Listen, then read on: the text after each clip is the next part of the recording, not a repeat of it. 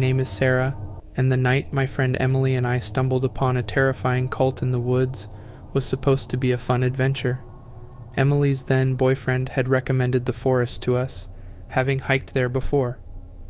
I had just moved from my home country in Europe to the US 1 year earlier because I met an American guy who had been studying in my country. Despite being an avid hiker and having explored trails in various parts of Europe and Asia, I never expected that this hike would turn into a nightmare. As a blonde girl with blue eyes, I've had my fair share of experiencing weird things and dangerous situations while hiking, but what we encountered that night was like something out of a Hollywood movie. None of us had ever been there before, but we had heard that it was beautiful and peaceful. As we hiked deeper into the woods, we began to notice strange symbols etched into the trees and rocks. The symbols appeared to be a mix of geometric shapes and abstract patterns. Some were simple lines and circles, while others were more complex and seemed to be intertwined with one another. Some of the symbols appeared to be repeating, while others were unique. As we hiked deeper into the woods, we saw more and more of these symbols etched into the landscape. They seemed to be guiding us towards the ritual site, as if they were marking the path to something important. It was an eerie feeling, as if we were trespassing in a sacred place that we didn't belong. I researched the meaning of the symbols later on, but it was difficult to say. They didn't seem to be connected to any specific religion or cult, but rather a product of some mystic or spiritual belief.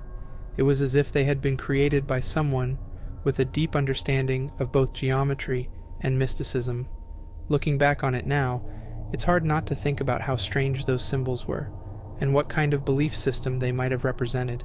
It was clear that the people performing the ritual took them very seriously, and that they were an integral part of their practice, but for us, they were nothing more than mysterious etchings on the trees and rocks. At the time, we certainly noticed them and thought they were odd, but we didn't pay them much attention. We were too busy enjoying the beauty of nature around us, and the symbols seemed like just another part of the scenery. It wasn't until we heard the chanting that we realized something was wrong. Intrigued and curious, we followed the sound, hoping to see what was going on. But we certainly didn't expect to find a group of people dressed in black robes, performing a ritual around a large fire. It was like something straight out of a movie. The chanting grew louder and more intense, but we couldn't make out the words. The cultists, around 20 in number, were all clad in black robes, some with peculiar symbols painted on their faces, and others donning eerie masks. They encircled a towering bonfire, the flames leaping high into the night sky, casting a flickering orange glow across their sinister faces. In front of the fire stood an altar, adorned with flickering candles and other peculiar objects. I felt a cold shiver run down my spine as I watched in disbelief as one of the cultists produced a white rabbit and proceeded to sacrifice it on the altar. The chanting reached a fever pitch, and one of the cultists approached the fire with a small wooden box from within his robes. He opened it, revealing a vial containing an unknown substance which he carefully dripped onto the flames. Suddenly, my eyes were drawn to a figure on a table near the altar. A woman, her body painted with intricate designs, lay still with her eyes closed, breathing gently as if in a deep slumber. The cultists around the fire were swaying in unison, holding candles aloft as if entranced by some dark magic. As the chanting grew louder still, the woman on the table began to stir. Her eyes fluttered open, and she sat up, looking around with a vacant expression. The cultists began to approach her, their faces twisted in ecstasy, as if they were under some kind of spell. All of a sudden, the woman let out a piercing scream and fell back onto the table, her body writhing in agony. The cultists dispersed, their faces now twisted in frustration and disappointment, as if the ritual had somehow failed. As they wandered around in confusion, one of them spotted us, and the rest of the cultists turned their attention towards us. They looked angry, as if they blamed us for interrupting their ceremony. I could feel their menacing stares as they began to approach us, their black robes billowing in the wind. We ran as fast as we could, but they were always right behind us. "I don't think we can outrun them," Emily gasped. "We need to find somewhere to hide." I nodded in agreement and scanned our surroundings frantically. That's when we spotted an old cabin up ahead. We ran inside and slammed the door shut, hoping it would hold. We could hear the cultists pounding on the door, and we knew it was only a matter of time before they broke through. We searched the cabin for any weapons we could find, and that's when we found an old axe. We knew it wasn't much, but it was better than nothing. We huddled together, ready to defend ourselves, when suddenly we heard yelling outside, followed by the sound of wolves howling close by. It was an eerie sound that sent chills down our spines. We didn't know if it was a good or bad sign, but at least the cultists had stopped pounding on the door. We were terrified, but we finally mustered the courage to peek outside. To our shock, the cultists were gone, and there was no sign of them. It was like they had vanished into thin air. We stayed in the cabin a few hours until we decided to make a run for it back to our car. We knew it was a risk, but we couldn't stay in the cabin forever. We opened the door cautiously, ready to bolt if we saw any sign of the cultists. We ran as fast as we could through the woods. We kept moving, trying to stay on the path we had taken earlier. We didn't know how long we had been running, but our legs were starting to feel like jelly. We kept running. The dense forest started to thin out, and we could see a clearing up ahead. Just as we thought we had made it, we saw them. 2 cultists emerged from the tree line, their eyes fixated on us like predators. The sight of their black robes and masks made my blood run cold. They were holding long, sharp knives in their hands, glinting menacingly in the dappled sunlight. We skidded to a stop, our hearts racing in our chests. But just as they were about to close in on us, we heard a gunshot ring out. The cultists paused for a moment, startled, and we took the opportunity to run past them. As we looked back, we saw a figure emerge from a cabin up on a hill. The cabin was surrounded by a cleared radius of trees, presumably to prevent wildfires. The figure was dressed in a ranger's uniform, holding a gun in their hand. They shouted out a warning to the cultists, who seemed to think better of pursuing us any further. We kept running until we were sure we were out of danger. We collapsed on the ground, gasping for air and shaking with fear. We explained everything to the ranger, and he quickly called for backup. The police took our statements, and we led them back to the cabin where we had taken refuge. The officers searched the area, but they found no trace of the cultists. They told us that they would continue their investigation and that we should go home and stay safe. Emily and I got into our car, still trembling from the adrenaline and fear. We drove back to our homes, grateful to be alive but still shaken by what had happened. Over the next few days, we followed the news closely, hoping for any updates on the cult and their whereabouts. But there was no news, and the incident seemed to have been forgotten. Months passed, and Emily and I tried to move on from the terrifying experience. But every time we went into the woods or heard a strange noise, we couldn't help but remember that night. One day we both received a letter in the mail. It was a handwritten note with no return address. I opened it cautiously, unsure of what to expect. The letter read, "We know what you saw and we know what you heard, but you should know that you are not safe. We are always watching, and we will come for you." Emily and I were terrified once again, and we immediately called the police. They assured us that they would investigate and take the letter as evidence material. However, we knew that the handwriting couldn't be recognized as belonging to any specific person, since it appeared to be deliberately messy and inconsistent, almost as if the author had written it with their non-dominant hand. We hoped that the police would be able to catch the person responsible, but we knew that it would be difficult with such little evidence. We knew that we couldn't rely on the police alone. We started taking self-defense classes and installed security cameras around our homes. We never went into the woods again, and always carried some form of protection with us. One becomes paranoid after such an experience, especially after receiving that letter. It felt like people were following me, strange individuals who just stood and stared, but whether it was just my imagination, I'm not sure. Years passed and we never heard from the cult again, but we couldn't help but wonder if one or more of the cultists knew us. They must have obtained our addresses from somewhere, and it made us feel uneasy. After receiving multiple reports of strange noises and suspicious activity in the woods, the police and rangers collaborated to increase patrols in the area. This led to the arrest of 3 individuals who were suspected of being involved in illegal activities such as drug trafficking and animal cruelty. During the raid, The police found evidence of animal remains and drug paraphernalia, which confirmed their suspicions about the involvement of these individuals in criminal activities.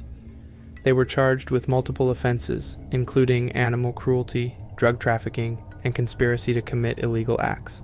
Despite the best efforts of the police and other authorities, the investigation into the strange incidents in the woods and the incidents involving us continued for several months. However, the investigation was eventually closed, as they were unable to find any concrete evidence linking the arrested to these incidents. The strange incidents in the woods stopped, but the fact that most of the cultists were still free and at large left many questions unanswered and was unsettling. It was unclear if they had disbanded or if they were continuing their activities elsewhere.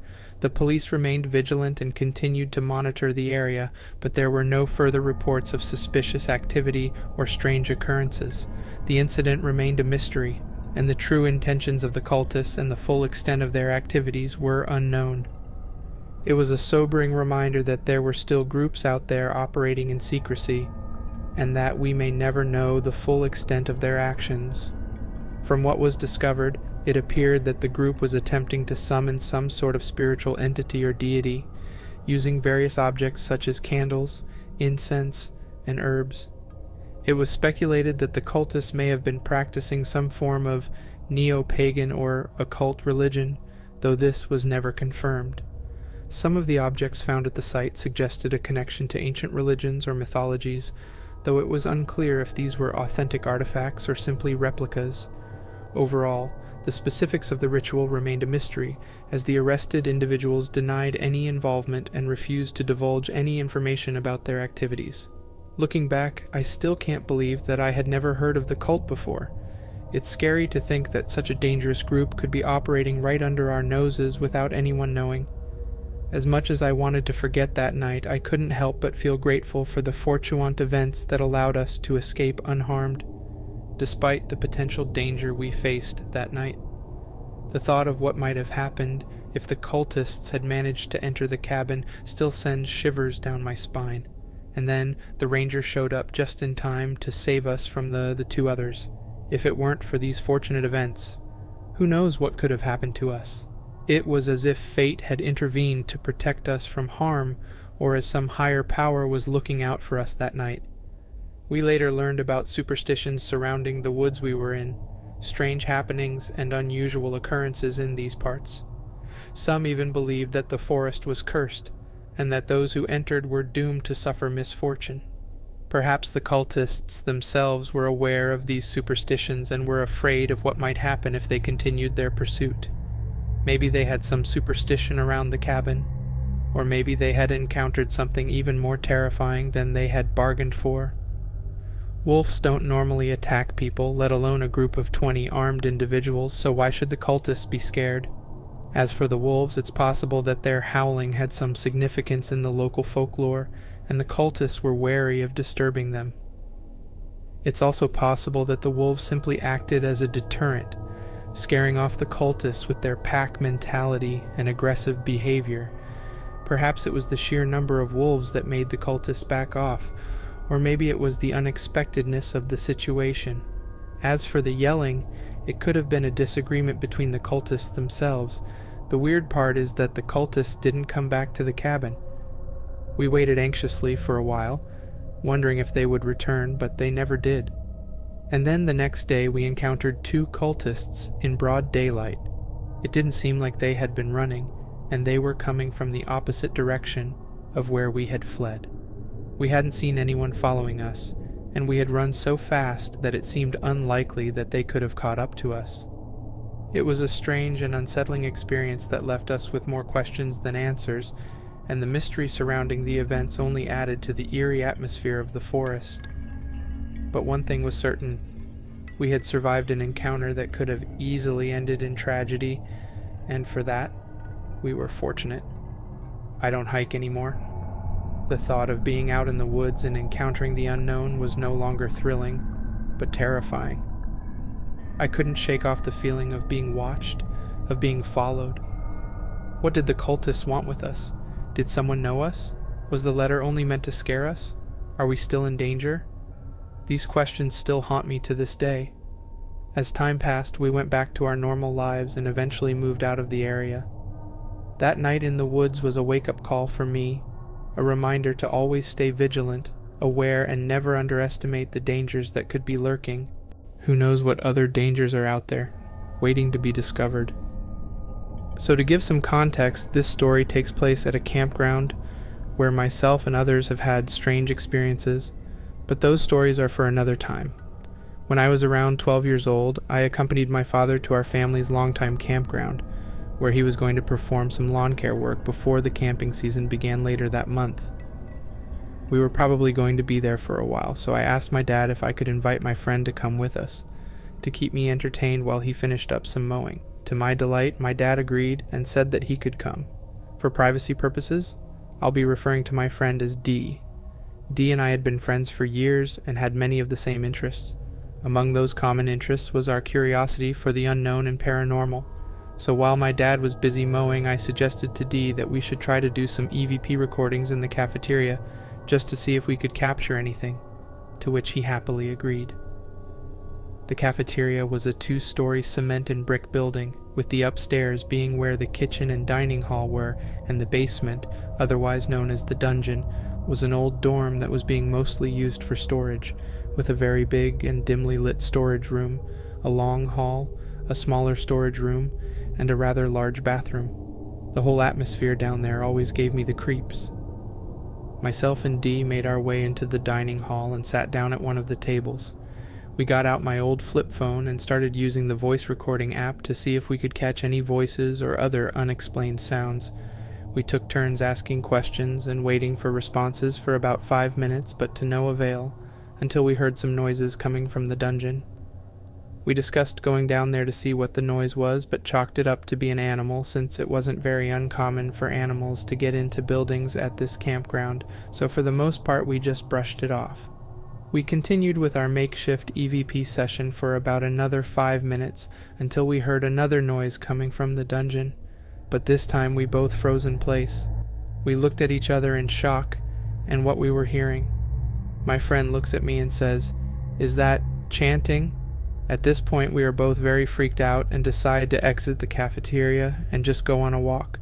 As we are walking, we are speculating what the sounds we heard could have been. I did my best to come to some logical explanation to what we were hearing. I mean, there was no way that there were people down there. We would have seen or heard them beforehand, right? As we continued our walk, we ended up about 60 yards from the backside of the cafeteria, where we could see a door with a window that lead into the dungeon. We both looked at the door and didn't see anything weird, so we kept walking. I made the mistake of saying to Dee, "How scary would it be if we looked at the door and saw someone looking back," as a joke. Immediately after saying this, we both looked back at the door, fully expecting nothing to be there. But to our horror, something was there. Not just something though, there were multiple people. I froze in place, terrified of what I was seeing.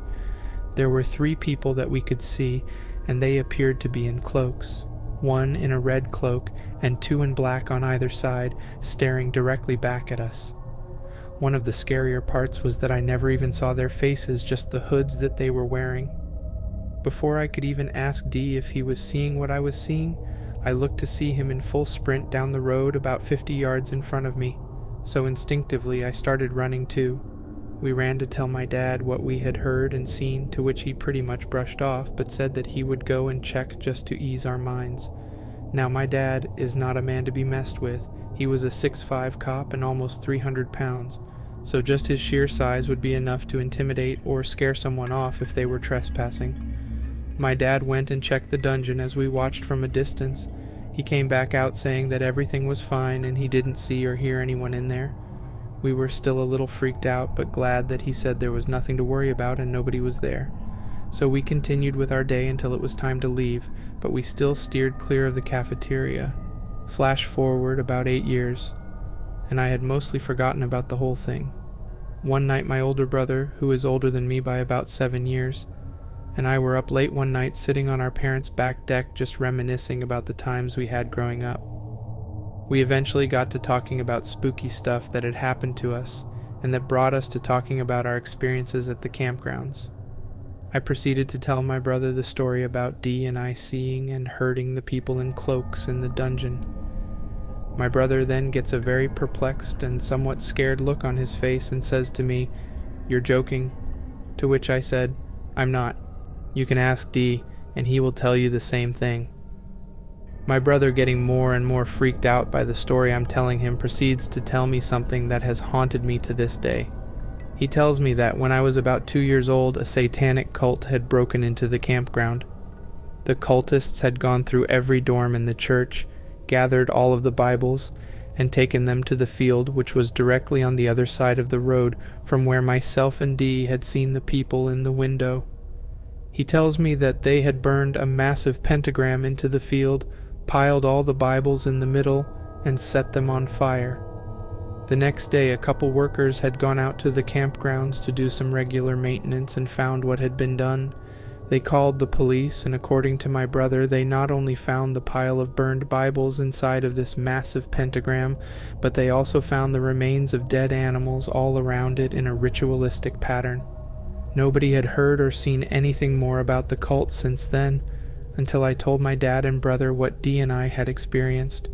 Flash forward to today, so 11 years since what we experienced, and nobody has heard or seen anything else that we know of. So did Dee and I just imagine what we experienced, or did we happen to interrupt another cult gathering? After hearing what my brother told me and comparing it to what we saw, I find it hard to believe anything other than the latter. Thanks for watching.